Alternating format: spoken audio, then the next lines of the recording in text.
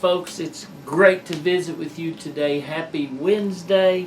It's a beautiful day here at Mount Pleasant, and I am just excited to be back and be able to be with you, come visit with you. Thank you for watching. Thanks for tuning in, and wherever you are, whatever you might be doing, thank you for coming to see us. I just want you to come on in the office, sit down, we'll talk for a little while, and man, I just have so much to talk about because God's doing so much in the Community Church of Mount Pleasant. The last couple of weeks have been amazing. Every week's amazing.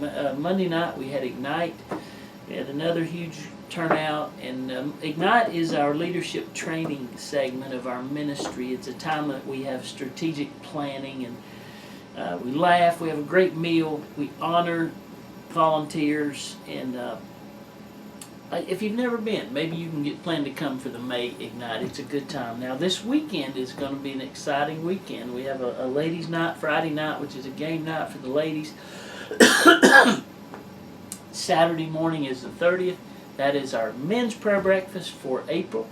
And also Saturday is our birthday party for the Community Church of Mount Pleasant. We're 7 years old. Can you believe that? So Saturday is our 7th birthday celebration. It is up and away.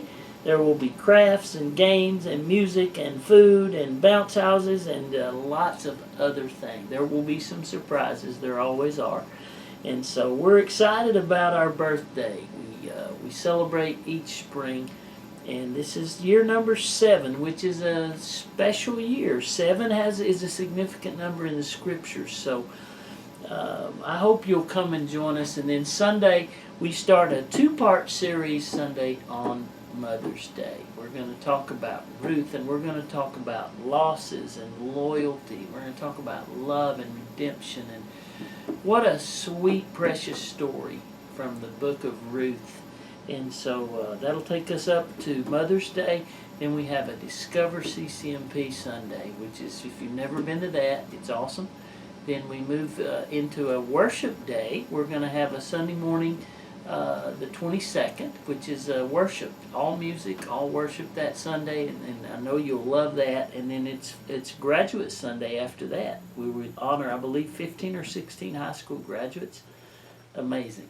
So lots of good stuff going on. Also, we do have a place in May. If you've never been to a place weekend, I hope you will come because it's a big part of our church and what we do. So, one more thing I wanted to tell you. We're going to start a brand new ministry in May, and it's called Cast His Line, and that is where we, the men and ladies in our church, take kids fishing. We maybe kids that don't get to go, don't know how, never been, don't have somebody to take them. We're going to take them fishing, and we're going to teach kids how to fish, and mainly we're going to love kids. And so we are excited about May. It's going to be a great month. And so today I'm in a reflective mood. We had Communion Sunday. We had the Lord's Supper, and it was a special time. We talked a little bit about what happened after Easter.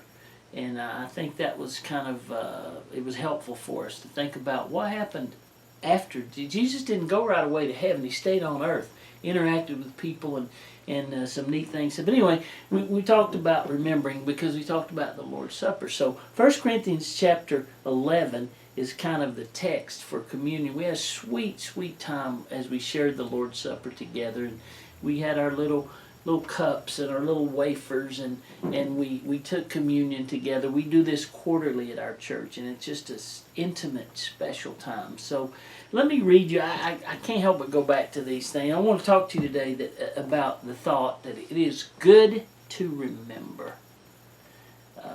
I talked about how sometimes our memories, sometimes we have selective memory. Sometimes we only remember what we want to remember. I know if you've had children or if you've been a teacher or a coach, sometimes kids only remember what they want to remember. And sometimes we're like that as grown-ups too. But 1 Corinthians chapter 11, we read about remembering. Let's read verse 24. When he had given thanks, and he's having this meal with his disciples. It's an intimate setting. And he takes the bread, the matzpah, and he takes the bread and he broke it, and he said, "Take, eat. this is not bread. This is representative of my body because it was broken for you. And he said, take, eat this. This is my body, which is broken for you. This do, and here's what I want you to see. This do in remembrance of me. Do this, communion, the bread, the cup, do this to remember what Jesus did for you. And sometimes we think back and we remember our parents, we remember our childhood, we remember our home, we remember friends. I was just talking to Ken about, he was talking to one of the fellas that used to play ball for me back in Chattanooga many years ago, and it just, my mind started rolling back into those times and the gyms and the places, and memory's important, and we see here Jesus said, take this bread, take this cup, and when you I want you, don't take it because of taste. This is not a meal for our nourishment or for great taste. This is a meal to remind us. You see, we shouldn't forget things that are important, and we shouldn't forget what Jesus did for us. So he said, take this bread and this drink. It's broken for you. This do to remember. And I was thinking about the things about communion. We take communion to remember.